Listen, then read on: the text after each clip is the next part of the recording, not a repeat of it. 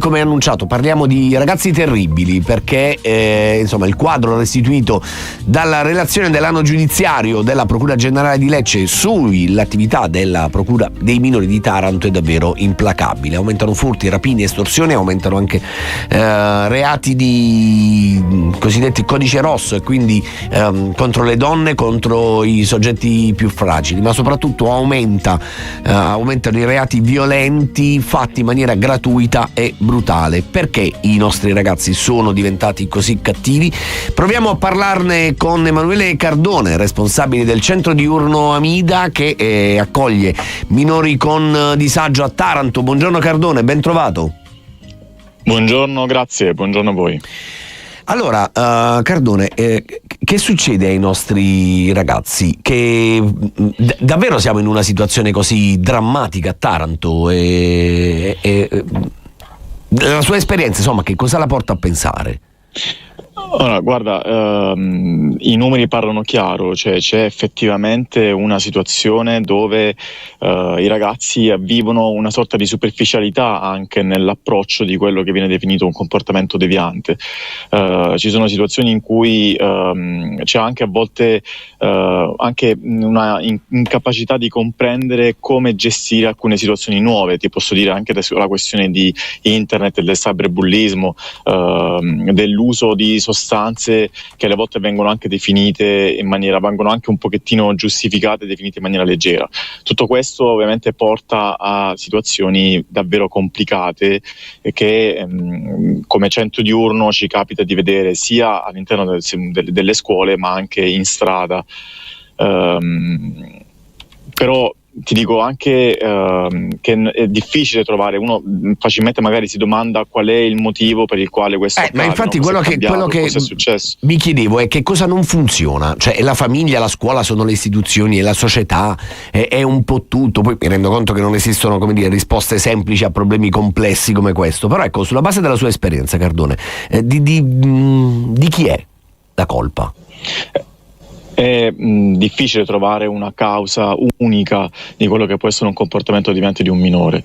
Ovviamente è un insieme di cause, quindi è multifattoriale. C'è sicuramente una partecipazione della famiglia, di un'istituzione che magari non funziona nel modo giusto, magari c'è anche una componente sociale, insomma le difficoltà sono davvero tante.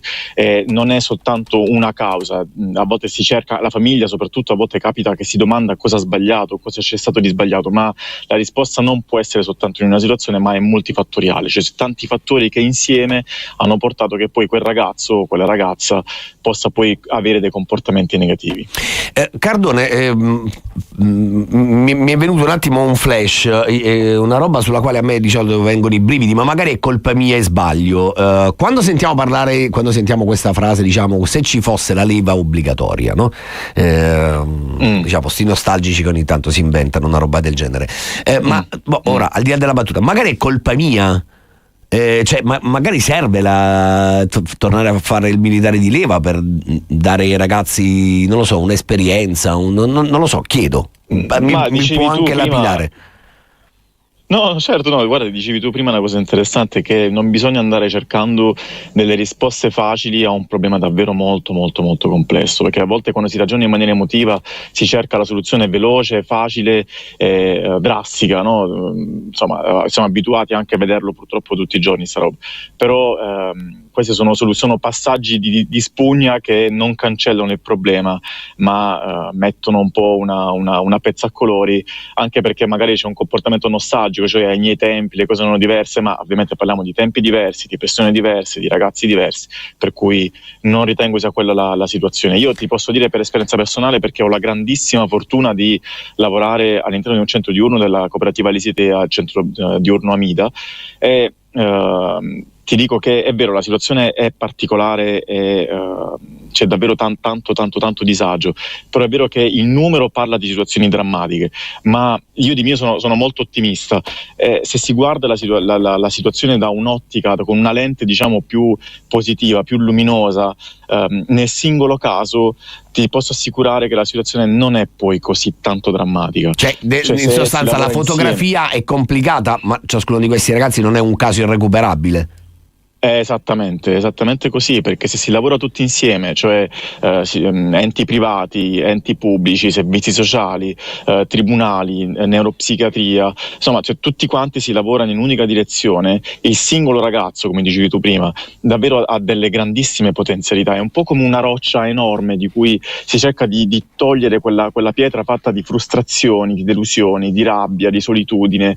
Alla fine sotto quella pietra c'è davvero ancora, e credimi c'è, perché ho l'opportunità e ho la fortuna di poterlo assistere personalmente, a queste cose. C'è ancora dell'acqua cristallina, ci sta, perché sono piccolini.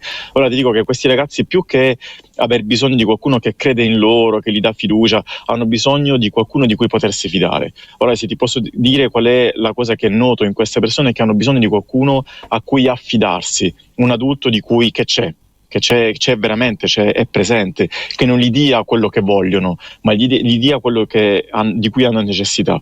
Ora, se tu hai questa possibilità, ti posso dire che al centro vengono ragazzi definiti irrecuperabili, ma che sono dei gioielli, e io devo essere proprio sincero, faccio il lavoro più bello del mondo, perché poi sono spettatore di tutto questo. Ma che bello sentir raccontare non solo il proprio mestiere, ma anche questa vocazione, questa missione in questo mondo. Grazie davvero a Emanuele Cardone del Centro Diurno Amida della Cooperativa Lisitea per essere stato con noi. Buona giornata e buon lavoro. Grazie a voi, grazie mille, buona giornata.